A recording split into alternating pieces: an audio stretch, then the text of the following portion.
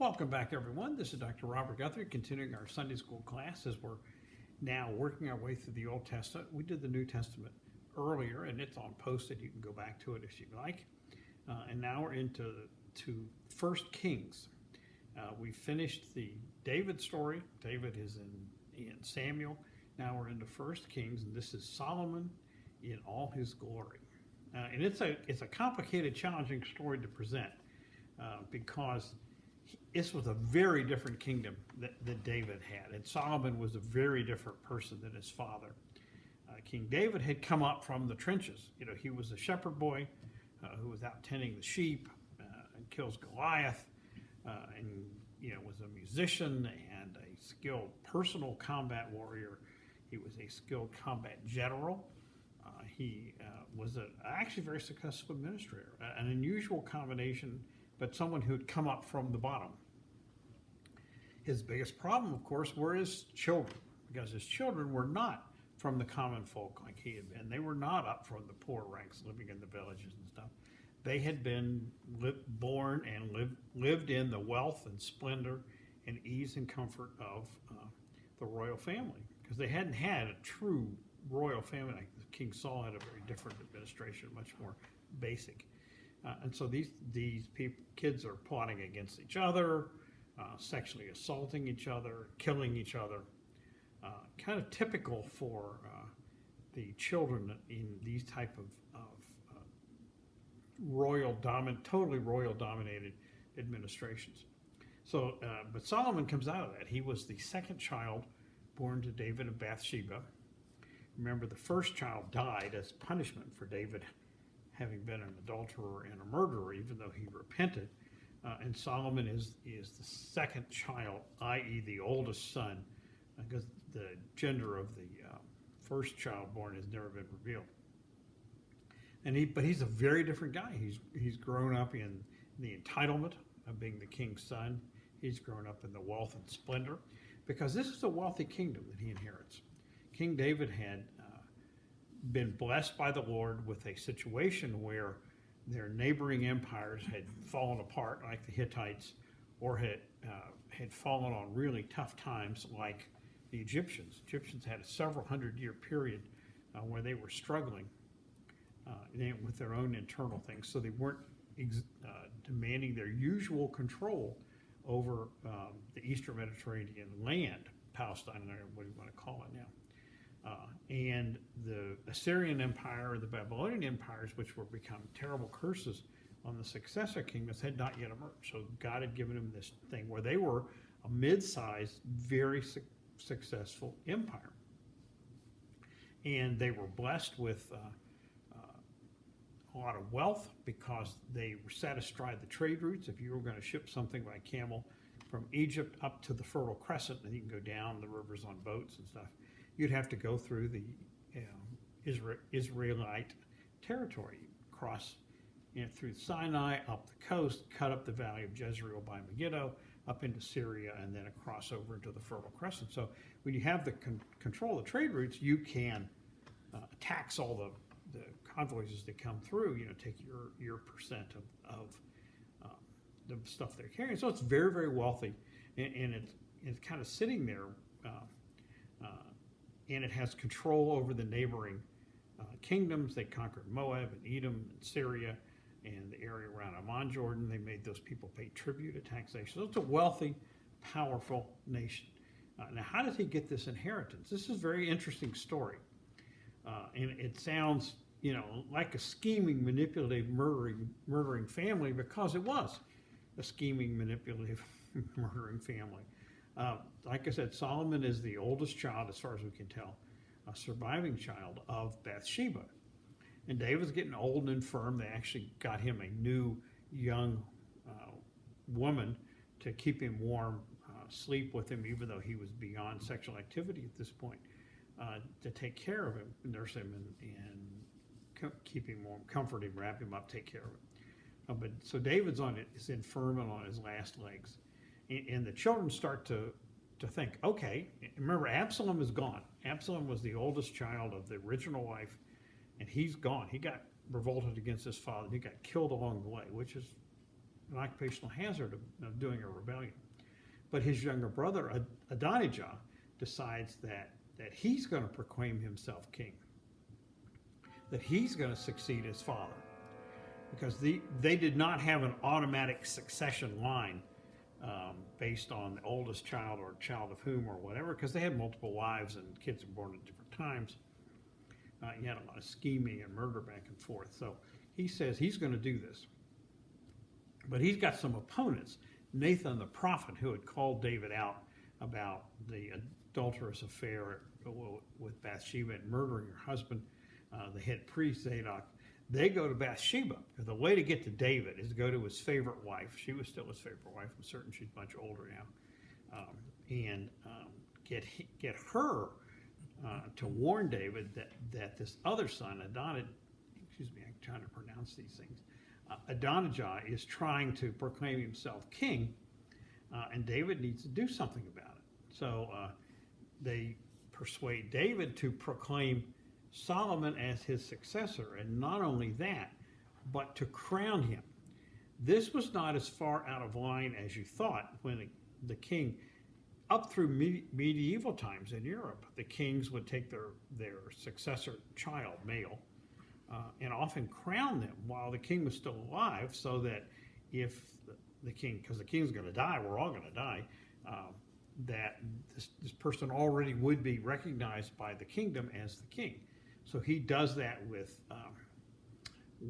Solomon, and he has him anointed by the high priest, and it labels him as successor. So he settles that question, he thinks. Then he warns Solomon, all right, you got to watch out for certain people.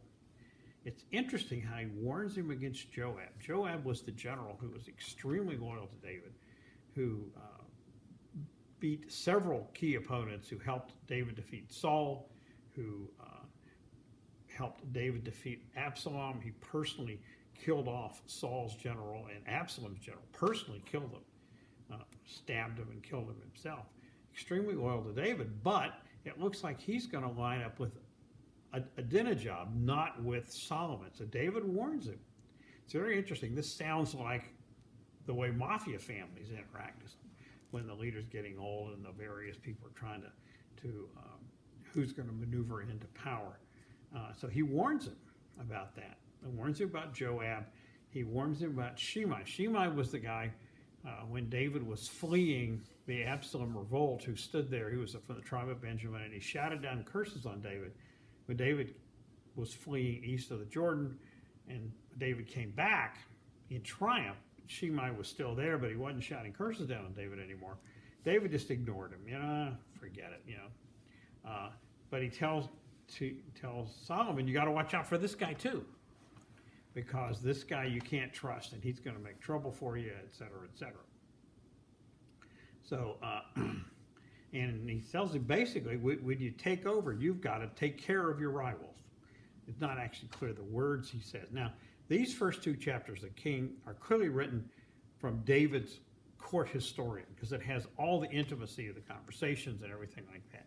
Once you get into the third chapter and on through Kings and even Chronicles, it has the trademark of the Deuteronomic historian. Deuteronomic historian is this person who took the records that they had and wrote them into his own narrative, and wrote this probably during the Babylonian exile about 550 or 520 BC. When this happened, about 950, 960. It was a long time. And so he writes this fairly traditional formula. If the king is loyal to the Lord, the king is blessed, like David was. If the king isn't loyal to the Lord, then God will punish him, which didn't always happen. But that's the formula that he has. So once you get in the third chapter, if you're doing your reading, you're going to see the tone changes and the personal information changes as the narrator has changed. So they start off early with the emphasis of Solomon's greatness. They will have later Solomon going to the temple of the Lord, which was not in Jerusalem at the time, right outside it, and having a dream, and God said, I'm going to bless you, I'm going to bless your father, I'm going to bless you, and you're going to have great riches and big success and all this. but you need to be loyal to me. And Solomon asks to be blessed with great wisdom.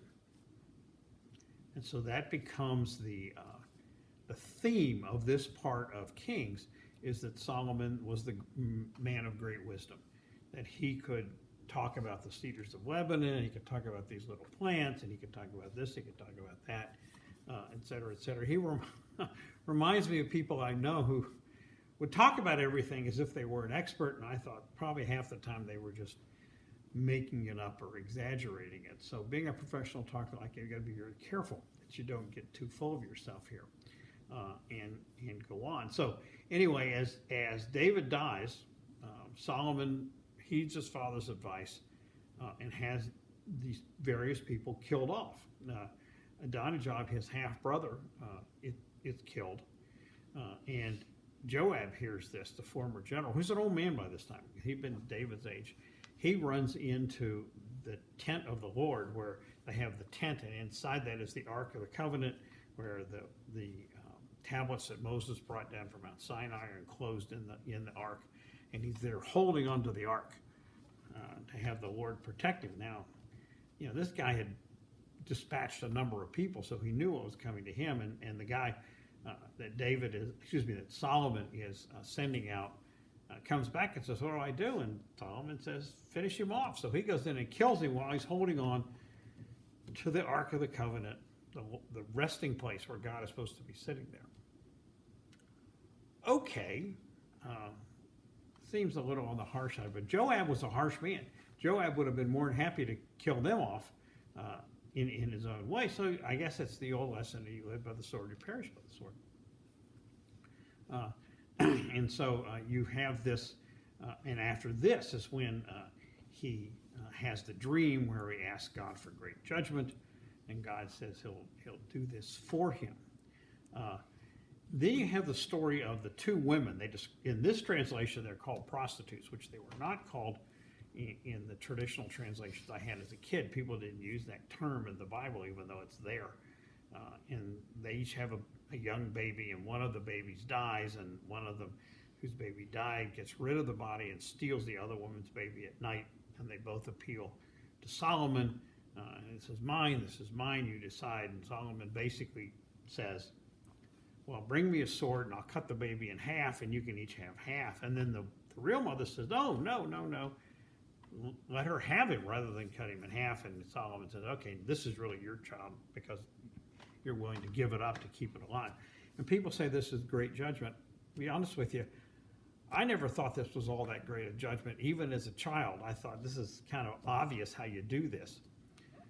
But that's the story, and I'm unimpressed with it. So there we go.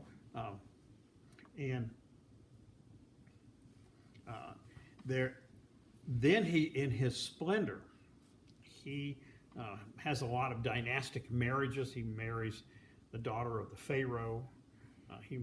They say later that he has 700 wives and 300 concubines, which I just don't buy.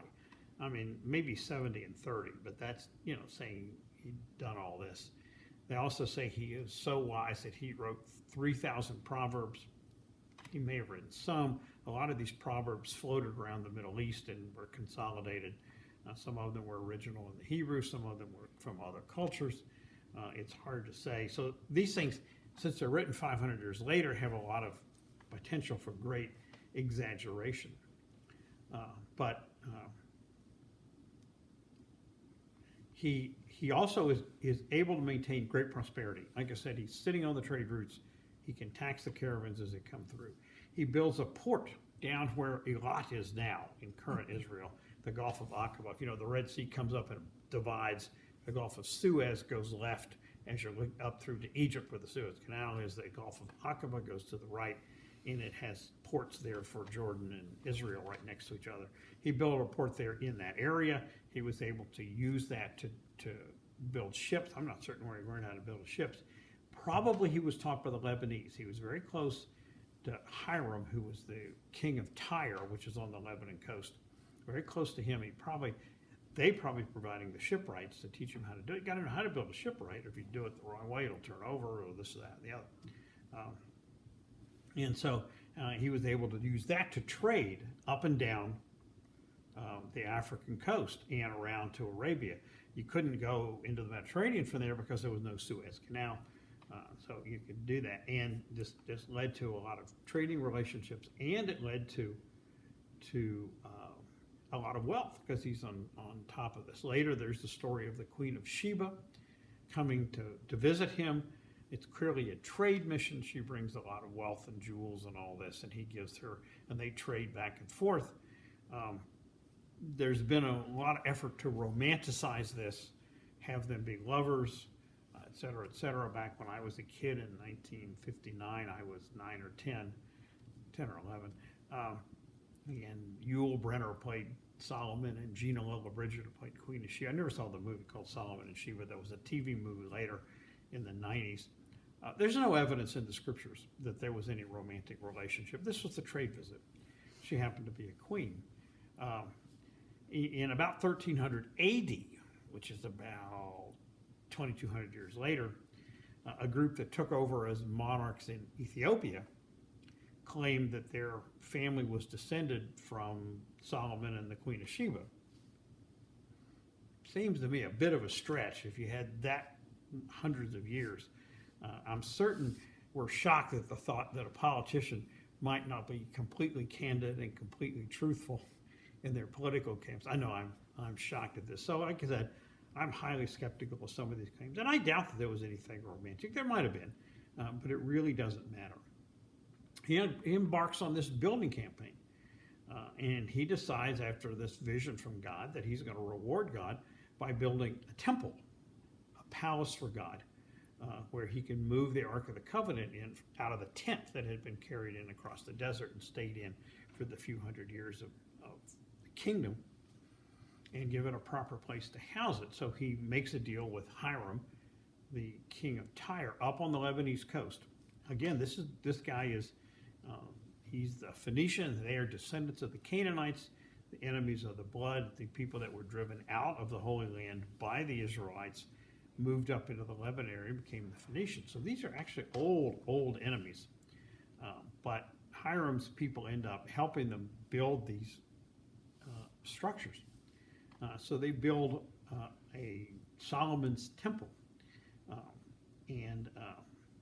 Remember that with this contamination, by working with the pagan kingdoms around, that this is a continuation, and having all these pagan wives who are going to insist on worshiping their pagan gods their own way, you have the continuation of this contamination by the fertility cult to Baal and Ashtart and all that. That's been going on what I call the 700-year war, between when they arrived in the Holy Land about 1300 and when they went off into Babylonian exile about a little later than after 600 BC.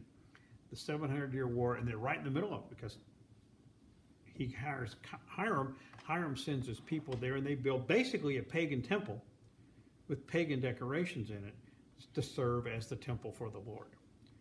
It really isn't as massive a structure as people think. If you look at it in cubits, now remember what a cubit is. It's 60 cubits, which is 90 feet. Cubit is from the tip of your middle finger to the tip of your elbow, about 18 inches. And so the temple was actually 90 feet by 30 feet. And if you think about that in modern terms, what is that in comparison? That is a little bit smaller than a current basketball court. Basketball courts are about 94 by 50 or something. So it's a little bit shorter than the court, not the arena. The court where the lines are on the floor, and narrower, not all that big. So it's not as, they praise it for hundreds of years until it's destroyed by the Babylonians. But it really isn't all that big, 90 by 30, relatively small. There's two areas in it. There's an outer area called the Hekal, which is where the average people can go to worship the Lord. And inside the Holy of Holies is the Debir, which is where only the priests can go, and that's where the Ark is going to be placed. The Ark, again, contains the 2 tablets that Moses brought down from Mount Sinai. But in this Debir, they have these 2 winged creatures, which dominate. Their wings go from wall to wall inside the Debir. And you read this and you think, wait a minute, aren't these graven images? Isn't this a very clear repudiation of the Ten Commandments that you're going to bring in here and store in here. So it shows the contamination. If you're going to cooperate with all these heathen, pagan countries around you, the risk of getting contaminated by their religion is very, very severe. Because their religions were easy and not demanding. They were very sexual. They were very promising all this wealth, etc. They weren't as demanding as God is. So it's a very interesting thing, and I don't have an explanation as to why they would do this, other than it was easy and convenient.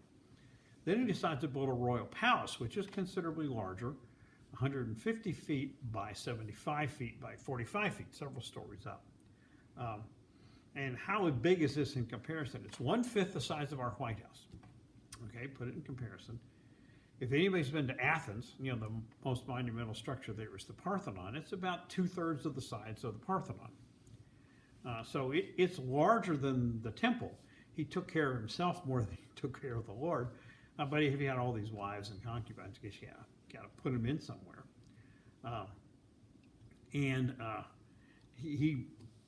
Those are the structures that he did. Now, he did not build these down where David's city was. David's city was down below where the Temple Mount is now. He put these up on the Temple Mount. This was the first major building of the Hebrews on the Temple Mount, which is not the old city of David conquered, which is further down the hill, down a promontory, kind of a ridge.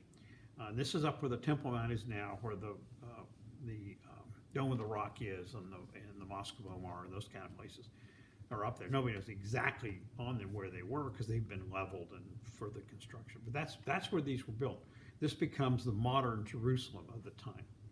Now, how did he afford to do this?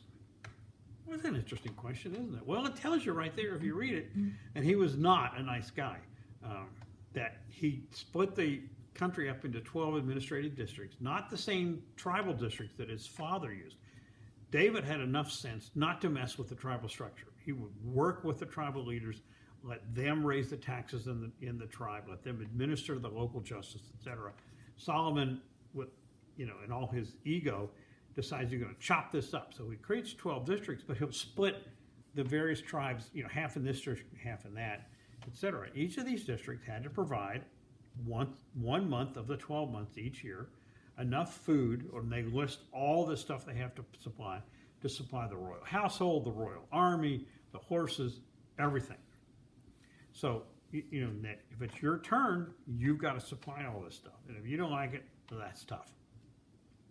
Along the way, he built a significant military infrastructure. He purchased a bunch of horses from up in the Hittite area in Turkey, built a lot of stables around and he could put his troops there and the chariots that he bought from Egypt.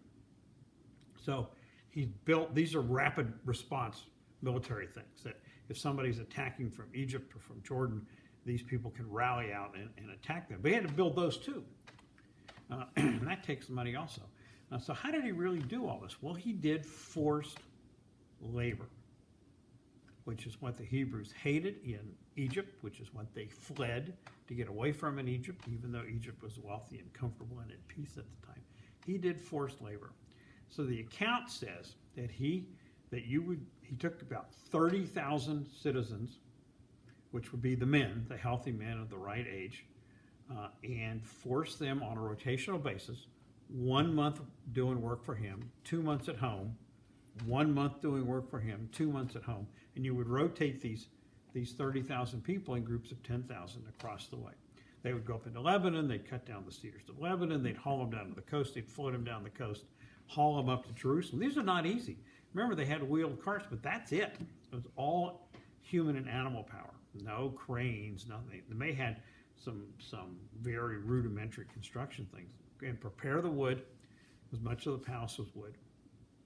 And they had to make the block, and they had the stone. Now, some of the other people that may have been hired stonemasons. They may have been enslaved stonemasons that were brought in from areas that David had conquered. Solomon didn't conquer any areas; he just used them. But you got to think about this: that this really is a way of angering your population. This is forced labor, which is what they ran away from Egypt for. One of the scholars calculated by estimating the population, and you take 30,000 people from that population, that would be in the 1940s, this person said, the equivalent of putting 5 million American men into a forced labor program. 5 million. With our current population, probably about 12 million, maybe 13. Can you imagine what the population would do if you tried to do that? They would go ape. I'm a child of the late 40s and mid 50s. I was draft age during the Vietnam War, and the thing that turned much of the population against the Vietnam War, and whether you agree or not, that's not the point, was conscription. You were taking these young people who often didn't want to go and make them go off and fight this war with all the danger and all the trauma and all that.